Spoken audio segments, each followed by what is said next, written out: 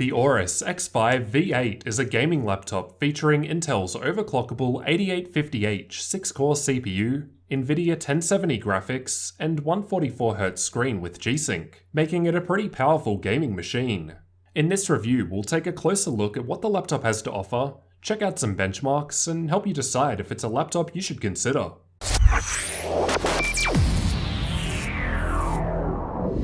Let's get right into the specs of my unit. There's an Intel i7 8850H CPU which has 6 cores and can turbo up to 4.3 GHz in single-core workloads, or 4 GHz with all 6 cores. It can be overclocked, and out of the box this one was overclocked to run all 6 cores at 4.3 GHz.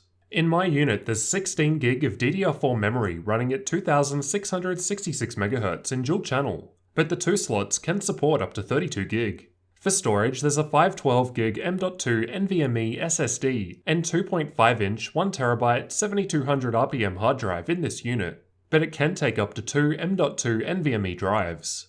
For the graphics, there's an Nvidia 1070 which powers the 15.6-inch 1080p 144Hz IPS display with G-Sync, and we'll see how this performs soon in the benchmarks. For the network connectivity, there's a gigabit Ethernet port, support for 802.11 AC Wi-Fi, as well as Bluetooth 4.1. The lid and interior are both a matte black aluminium, and the build quality is pretty nice. It does have some plastic parts, such as the trim around the base, but overall it feels quite solid.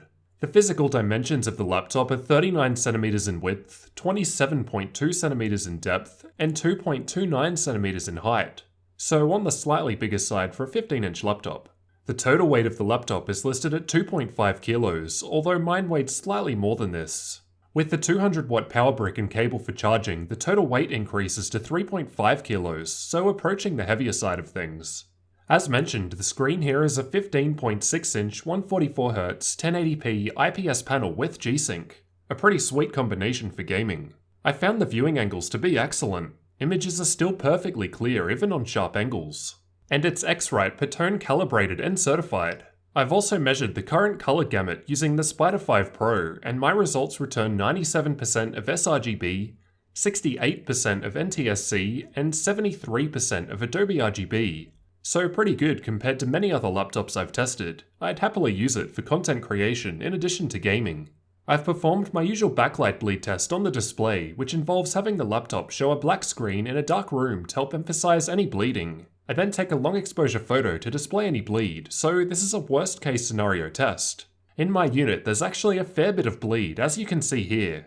Although I couldn't really notice it under normal lighting while playing games, but this will of course vary between laptops. While moving the display there was only a little bit of flex. It was fairly solid as it's metal and has 2 large hinges out towards the corners. It can also be opened easily with one finger, demonstrating a fairly even weight distribution. Above the display in the center is the 720p camera. The video from the camera looks pretty blurry, even with some decent lighting. The microphone doesn't sound great, and the laptop's fans are quite audible when you're not talking. The keyboard was really nice to type with. I found the keys slightly clicky to press, but quiet. Here's how they sound to try and give you an idea. It's an RGB keyboard with individual key backlighting, so you can apply a lot of different effects through the Aorus Fusion software. Throughout the video, the key lighting may look like it's flickering. That's just to do with the shutter speed of my camera not matching the lights. In person though, it looks fine. On the left of the keyboard, there's 5 programmable macro keys, which can be configured through the same Aorus Fusion software. This took me some getting used to. I kept hitting G5 when I wanted to press Control. There was almost no keyboard flex while pushing down fairly hard. It was very sturdy. The touchpad uses ELAN drivers by default and was extremely smooth to the touch. It felt great, and it has a bronze-colored Aorus logo on it. I was able to easily install precision drivers though, which made it perfect, much like what I did with the Aero 15X. Moving on to the I/O, on the left there's a Kensington lock, air exhaust vent, mini DisplayPort 1.4 output, 2 USB Type-C ports, one is Thunderbolt 3 only while the other is USB 3.1 Gen 2, and 3.5mm headphone and microphone jacks. On the right there's the SD card slot, which supports UHS-2 cards, 2 USB 3.1 Gen 2 Type-A ports, HDMI 2.0 port, and air exhaust vent. On the back there's the power input, 2 more USB 3.1 Type-A ports, one is Gen 2 while the other is Gen 1, and gigabit Ethernet port. There's nothing on the front other than some status LEDs towards the right. Up on the lid there's the Aorus logo. It's got a mirrored finish and lights up white when the laptop's powered on.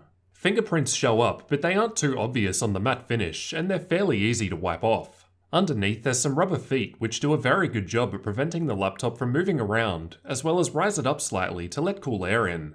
We've got air vents right above the CPU and GPU in the center, and above the intake fans. 2 speakers are found underneath towards the front on the left and right sides, and there's more below the display. They sound quite good for laptop speakers. There's a little bass from the 2 subwoofers, and they sound fairly clear even at maximum volume. The laptop can be opened up easily with a hex screwdriver bit, and inside we can see the 7 total heat pipes. We've also got our 2 M.2 slots, which both support NVMe drives, and the Wi-Fi card slot, as well as a single 2.5-inch drive bay, which is populated with our 1TB hard drive. The 2 RAM slots are also easily accessible here towards the back of the laptop, so it's pretty good in terms of overall accessibility. Powering the laptop is a 94 watt-hour battery, and with a full charge and just watching YouTube videos with the screen on half brightness, keyboard lighting off, and background apps disabled, I was able to use it for 3 hours and 24 minutes. I wasn't able to disable G-Sync through the software, and there was no option in the BIOS. So we're stuck with the Nvidia 1070 graphics burning extra power, as it can't swap over to the Intel integrated graphics instead. While playing The Witcher 3 with medium settings and Nvidia's battery boost set to 30 FPS, the battery lasted for 1 hour and 11 minutes, a fairly nice result. The battery is quite large and it does alright despite not being able to use the Intel graphics, but that's generally a downside of having G-Sync. For the first time, I've also tested battery life while undervolting the CPU. We don't really see any difference in the YouTube test as the CPU isn't really doing much work. But while gaming, it does appear that we can get a little more noticeable improvement, although it wasn't really anything major. Temperature testing was done with an ambient room temperature of 18 degrees Celsius. It's approaching winter here, so expect warmer temperatures in a warmer environment. At idle, both the CPU and GPU sat below 40 degrees Celsius, otherwise it was running fairly warm. The gaming result in green was done playing PUBG at high settings with the fans on default speeds. The yellow bar just above this was also from playing PUBG, but with the CPU undervolted, and the CPU and GPU overclocked. Undervolting the CPU alone was enough to drop the temperatures a little even while overclocked, and we'll see how this affected clock speeds in the next graph. Full load was tested with Ada 64 and the Heaven benchmark running at the same time, and with the fans at both default speed or maxed out the temperature was the same, as the fans were very close to full speed already, but you'll hear this for yourself shortly. Finally, the purple bar is the same stress test, but with undervolting and overclocking applied, and we can see that this gave us just a slightly better GPU temperature. At 90 degrees, the CPU was thermal throttling. It didn't go above this, and the clock speeds suffer as a result. Here are the average clock speeds over all 6 cores while testing, so you can see any throttling. While gaming with PUBG at stock settings, no throttling was observed. We can see all CPU cores averaged around 4 GHz. Which is the all-core turbo speed of the 8850H. While overclocked, all cores ran at just under 4.3 GHz, despite having them set to 4.4 GHz, and this appeared to be due to power limit throttling. This was improved a bit with the undervolt though. In the stress tests, there was some thermal throttling taking place, even with the fans on maximum. Despite this, undervolting the CPU did still improve things quite a bit. As shown in red, the CPU cores were around 500 MHz faster as a result of the CPU undervolt, and only just barely throttling. If the GPU load was removed completely, the CPU temperature would drop quite a bit, into the low 80s. These are the clock speeds I got while just running CPU-only stress tests. Without the undervolt, the CPU was power limit throttling rather than thermal throttling. Thermal throttling was only happening with a combined CPU and GPU workload. Undervolting the CPU not only dropped the temperatures as shown earlier, but also reduced the power limit throttling, resulting in the higher clock speeds shown here. I did attempt GPU undervolting for the first time, but I wasn't able to see any more than a 1 degree difference, so I didn't bother retesting everything. As for the external temperatures where you'll actually be putting your hands, at idle the body of the laptop is sitting in the low 30s, so quite cool. While gaming, this increases to about 44 degrees, and is a little warm to the touch in the center, but not too bad. And I saw a very similar result while running the stress tests. However, the wrist rests and right side of the keyboard stayed fairly cool in comparison. As for the fan noise produced by the laptop, I'll let you have a listen to some of these tests.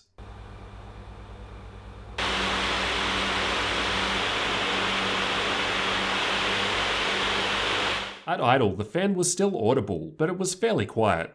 While running the stress tests and while gaming, the total system volumes don't change much. And they were only just behind the full fan speed. Going to full fan speed didn't really change the temperatures, as it was basically already close to maxing out anyway, and it was fairly loud. I'll also note that there was no noticeable coil whine while testing in my unit. Finally, let's take a look at some benchmarks. We'll first cover some real-world gaming benchmarks, followed by tests with various benchmarking tools. All tests will run at 1080p with the latest Nvidia drivers and Windows updates to date installed. All tests will run with all 6 CPU cores overclocked to 4.3 GHz.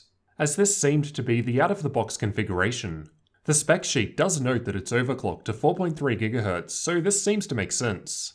And it was perfectly stable for me, so I left it in place. Undervolting and GPU overclocking were not done at this point.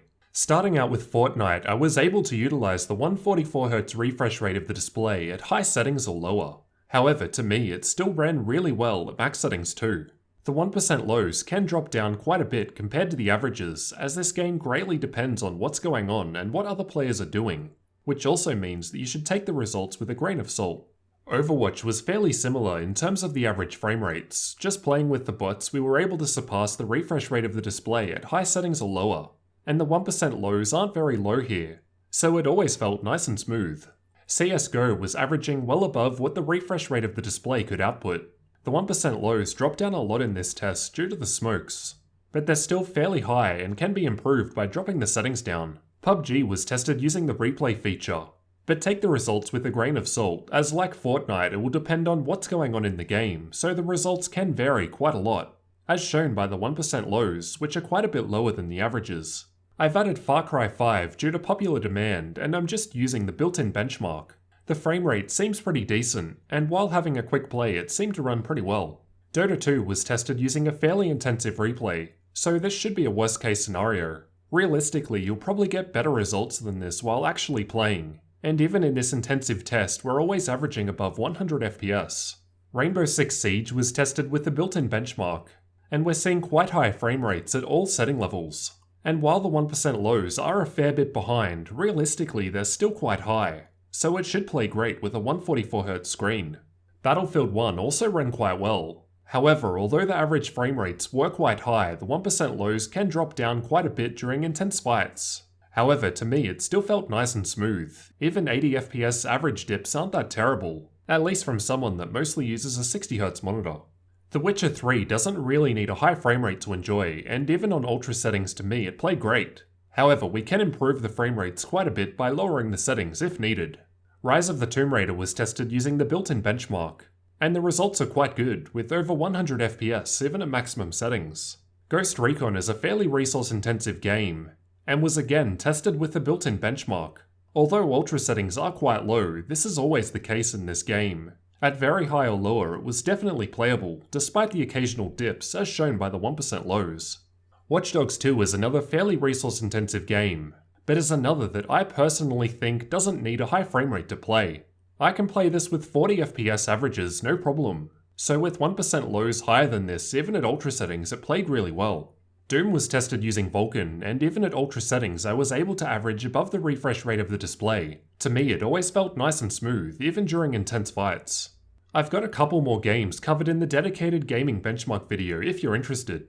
Now onto the benchmarking tools. I've tested Heaven, Valley, and Superposition from Unigine, as well as Firestrike, TimeSpy, and VRMark from 3DMark. Just pause the video if you want a detailed look at these results.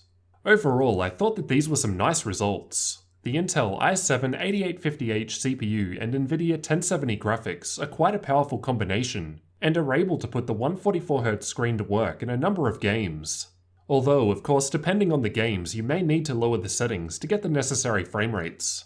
As for overclocking, the gaming benchmarks shown previously are already CPU overclocked, with all cores running around 4.3 GHz. And in games, I wasn't able to push much above this due to the power limit throttling anyway. Slightly higher clock speeds were possible in CPU-only testing, as we saw earlier. As I was only able to apply a 120 MHz GPU overclock, this didn't really make enough sense to justify the time spent redoing all the tests, as those results depend on the silicon lottery anyway. I've just quickly got some CPU benchmarks here to show you how the popular 8750H and 7700HQ from the last generation compare with the 8850H in the Aorus X5. We can see that it's a decent step up from the 7th generation, as we've got 2 extra cores and slightly faster single-threaded clock speeds. And we can see there's a nice little boost with the 4.4 GHz all-core overclock applied. But I plan on comparing this more in a dedicated future comparison video. In Crystal Diskmark, the 512GB M.2 NVMe SSD was getting above 2.3GB per second in sequential reads, and around 1.5GB per second in sequential writes, so it's going quite well. While the 1TB 7200 RPM hard drive gets around 110MB per second in both, fairly typical for a hard drive. I've also tested the UHS-2 SD card slot using a V90 rated card, and we can see that it's basically able to max it out. This now takes the lead for the fastest SD slot I've tested so far. At idle, the M.2 drive sat at around 58 degrees Celsius and peaked at 81 while constantly reading and writing for around 10 minutes, so it was quite warm. But this will vary depending on the model of drive installed. As for the price, the Aorus X5 V8 laptop comes in at around $3,800 Australian dollars here in Australia at the time of recording, or about $2,600 US dollars in the US. It's definitely not cheap, but that's always going to be the case with high-end specs like this in a laptop. So what did you guys think of the Aorus X5 V8 gaming laptop? Overall, I thought it was a very capable and powerful gaming machine thanks to the 6-core 8850H, Nvidia 1070 graphics, and 144Hz screen with G-Sync. You're able to play any game no problems on it. This powerful hardware and lack of ability to swap over to integrated graphics does mean that the battery life suffers, even though the battery is quite large. The build quality of the laptop is very nice and premium feeling, and I think it looks great. The only issues I had were the temperatures and backlight bleed. It runs fairly warm and loud even with undervolting applied, and power and thermal throttling was a factor under heavy load. Regardless, it was still performing very well as we've seen, and the noise can be mitigated by just wearing headphones. As you saw, this unit had quite a bit of backlight bleed present, but it's difficult to know if that's common as it will vary between laptops. Hopefully it's just an issue with this one.